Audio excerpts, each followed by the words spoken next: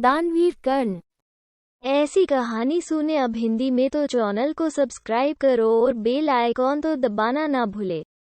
कर्ण कुंती का पुत्र था। पांडु के साथ कुंती का विवाह होने से पहले ही इसका जन्म हो चुका था। लोक लज्जा के कारण उसने यह भेद किसी को नहीं बताया और चुपचाप एक पिटारी में रखकर उस शिशु को अश्वर नाम की नदी में फेंक दिया था। इसके जन्म की कथा बड़ी विचित्र है।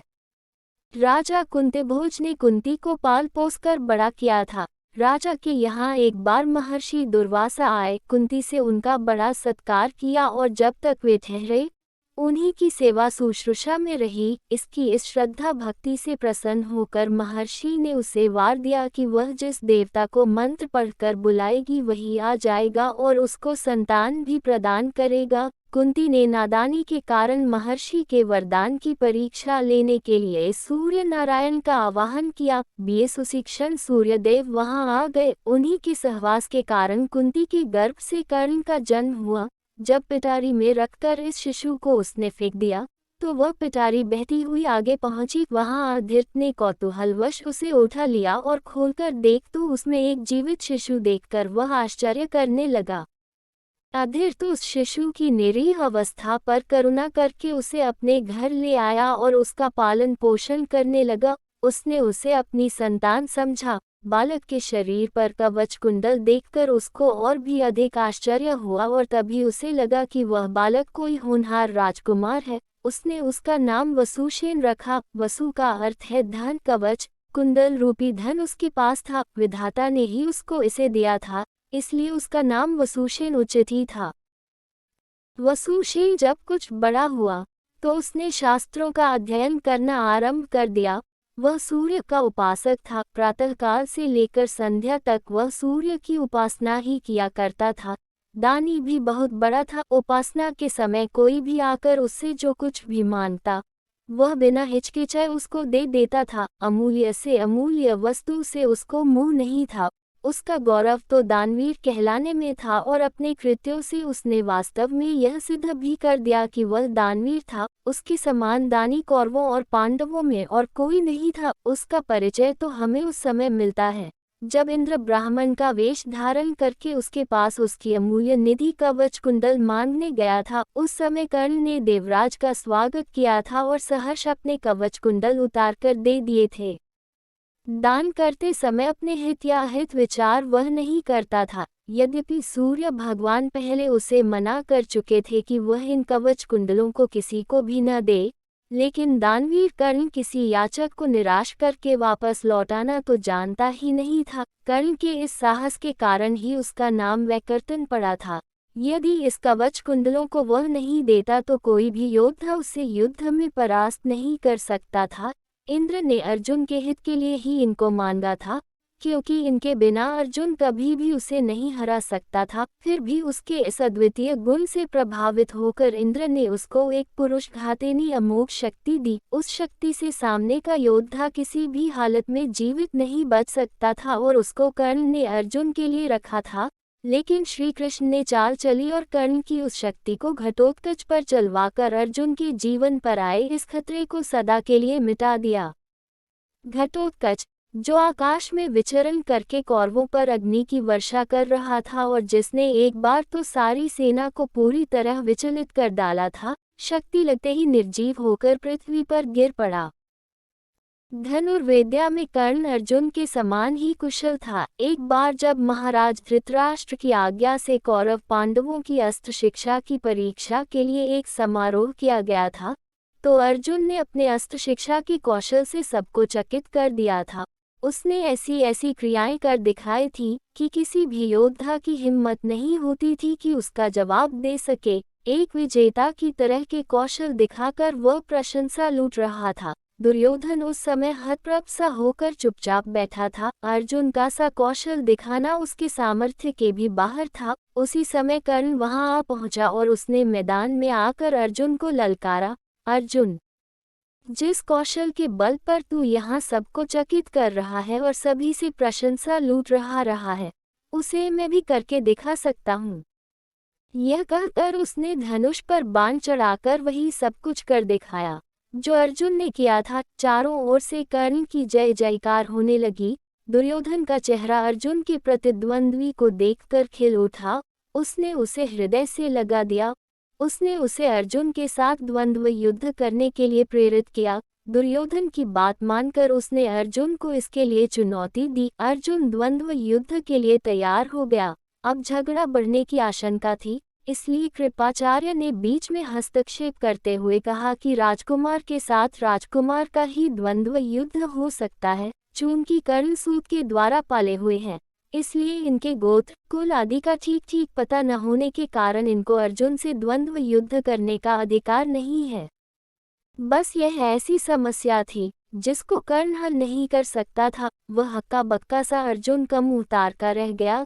दुर्योधन को भी इससे धक्का लगा, क्योंकि कर्ण के द्वारा अर्जुन का मान चूर्ण करने की उसकी ही तो योजना थी। जब कर्ण इस दुविधा में पड़ा हुआ आगे अपने पैर नहीं बढ़ा सका तो दुर्योधन ने उसे राजाओं की श्रेणी में लाने के लिए अन्य देश का राज्य दे दिया। राजा होने के नाते अब वह अर्जुन या अन्य किसी राजकुमार के साथ युद्ध कर सकता था। वह इसके लिए उतारू भी था, लेकिन संध्या होने के कारण यह वाद विवाद थम गया और सब अपने अपने घर चले गए।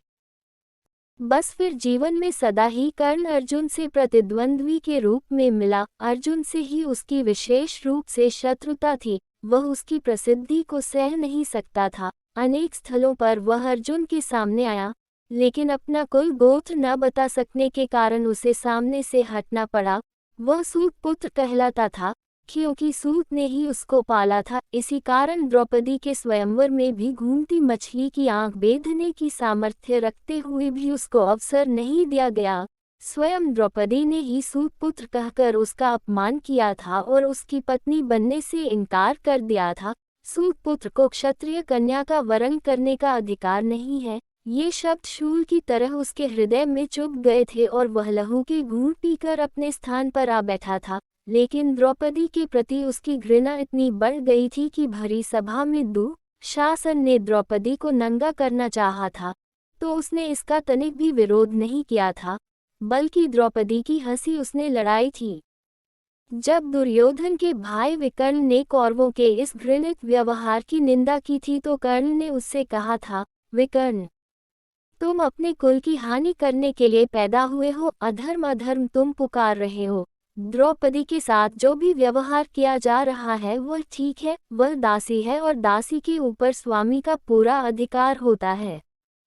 यह कहकर उसने द्रौपदी के द्वारा किए अपने अपमान का बदला चुकाया था। उस समय उसका हृदय पत्थर की तरह कठोर हो गया था। जैसे भी बन पड़ा उसने द्रौपदी का अपमान किया, उसे 5 पुरुषों की व्यभिचारिणी स्त्री कहा और हर तरह से उसे धिक्कारा। उस समय प्रतिशोध की आग में जलते हुए उसने उचित अनुचित का विचार बिल्कुल छोड़ दिया। द्रौपदी को नंगी देखने और दिखाने की उसकी इच्छा थी। इससे स्पष्ट होता है कि कर्ण प्रतिशोध की भावना के आगे सत्य, न्याय और धर्म की भावना को पूरी तरह भूल जाता था। यह उसके चरित्र की दुर्बलता ही है। कर्ण स्वभाव से कुटिल भी था। वह दुर्योधन को इसी प्रकार कुचक रचने की सलाह दिया करता था, जैसी शकुनी देता था। जिस समय जुए में हारकर पांडव वनवास के लिए चले गए और द्वैत वन में वे अपना समय काट रहे थे, उस समय कर्ण और शकुनी की बातों में आकर ही दुर्योधन अपने परिवार के साथ पांडवों को चिढ़ाने के लिए पहुंचा था। लेकिन यहाँ चित्रसेन नामक गंधर्व से इनका सामना हो गया। भीषण युद्ध हुआ। गंधर्व राजा ने अपने पराक्रम से सबको परास्त कर दिया और परिवार सहित सभी को उसने बंदी बना लिया। कर्ण तो अपने प्राण लेकर युद्धस्थल से भाग ही गया था। फिर युधिष्ठिर के कहने और अर्जुन के भी प्रयास करने पर चित्रसेन ने दुर्योधन आदि को मुक्त कर दिया। कर्ण अहंकारी भी बहुत था। उसे अपने पराक्रम पर बड़ा घमंड था और बार बार दुर्योधन को प्रसन्न करने के लिए वह कहा करता था कि वह एक क्षण में ही अर्जुन को मार गिराएगा। इसके लिए भगवान परशुराम द्वारा सिखाए हुए अपने अस्त्र कौशल की दुहाई देता था। यहाँ तक कि भीष्म पितामह, गुरु द्रोणाचार्य आदि के सामने भी वह अपनी शेखी बघारने से बाज नहीं आता था।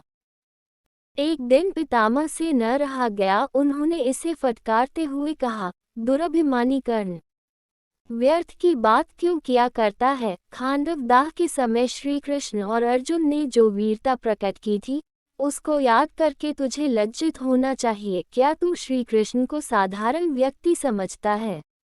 वे अपने चक्र से तेरी उस अमोघ शक्ति को खंड खंड कर देंगे। व्यर्थ दम्भ करना एक सच्चे वीर का गुण नहीं है।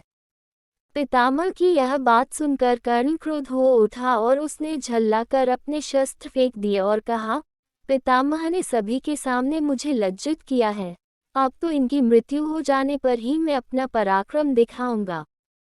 इसी दुराग्रह के कारण जब तक भीष्म पितामह जीवित रहकर युद्ध करते रहे, कर्ण ने युद्ध में हाथ नहीं बटाया। जब उसने सुन लिया कि वे धराशायी हो चुके हैं, उस क्षण प्रसन्न होकर वह दुर्योधन के पक्ष में आकर शत्रु से युद्ध करने लगा। गुरु द्रोण के पश्चात कौरव सेना का तीसरा सेनापति वही था। इस वृतांत से यही स्पष्ट होता है कि वह अत्यधिक क्रोधी स्वभाव का था। सदा अहंकार में उसकी बुद्धि डूबी रहती थी और इस कारण बुद्धिमानों की बातें भी बुरी लगती थी। इसके विपरीत अर्जुन धीर बुद्धि और विनयशील था।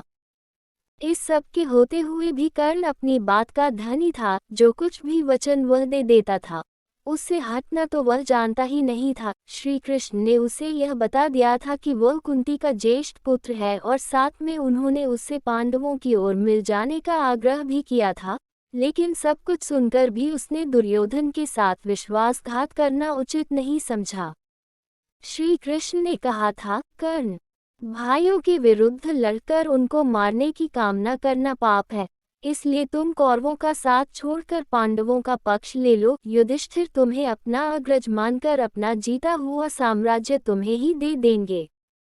कृष्ण की यह प्रलोभन भरी बातें सुनकर भी कर्ण अपने वचन पर दृढ़ रहा और कहने लगा, श्री कृष्ण, दुर्योधन के साथ विश्वासघात करना सबसे बड़ा पाप है। यदि मैं उसकी मित्रता को तोड़कर पांडवों की ओर मिल जाऊंगा, तो सब यही कहेंगे कि कर्ण अर्जुन से डरकर उनकी ओर मिल गया है। फिर मैं ऐसा क्या करूं? मेरी माँ ने तो मुझे मारने का सारा प्रबंध कर दिया था। सूत ने ही मुझे उठाया और पाला, इसलिए वे ही मेरे पिता तुल्य हैं। सूतों के साथ मैं कई यज्ञ भी कर चुका हूँ और मेरा विवाह संबंध भी सूतों के परिवार में ही हुआ है। फिर मेरा पांडवों से क्या संबंध रहा? धृतराष्ट्र के घराने में ही दुर्योधन के आश्रित मैं रहा हूँ और 13 वर्ष तक मैंने उन्हीं का दिया हुआ राज्य किया है। फिर कैसे उनके साथ विश्वासघात कर दूं?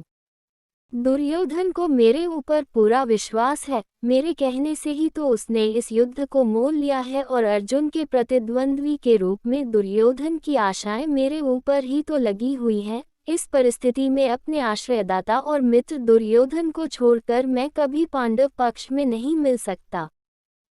फिर यदि एक बार मैं मिल भी गया तो युधिष्ठिर जो राज्य मुझे देगा उसे अपने वचन के अनुसार मुझे दुर्योधन को देना होगा। इससे तो पांडवों का सारा प्रयत्न ही निष्फल चला जाएगा।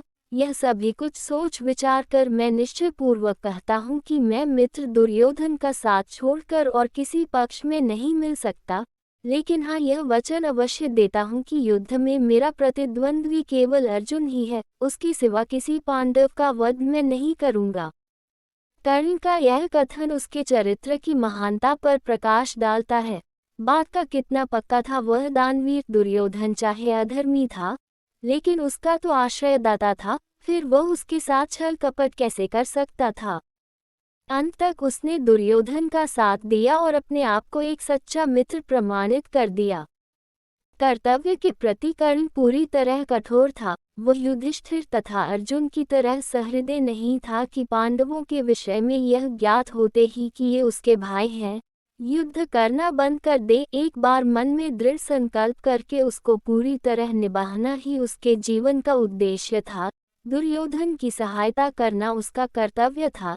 इससे पांडवों के प्रति जागृत हुआ भ्रातृत्व भाव भी उसे विचलित न कर सका और फिर भी अर्जुन के प्रति कठोर और ईर्ष्यापूर्ण दृष्टि उसकी बनी ही रही। यहाँ तक कि स्वयं माता कुंती ने जाकर कर्ण को अपनी ओर मिलाने की इच्छा प्रकट की थी, लेकिन उस समय भी वह वीर अपने पद से विचलित नहीं हुआ।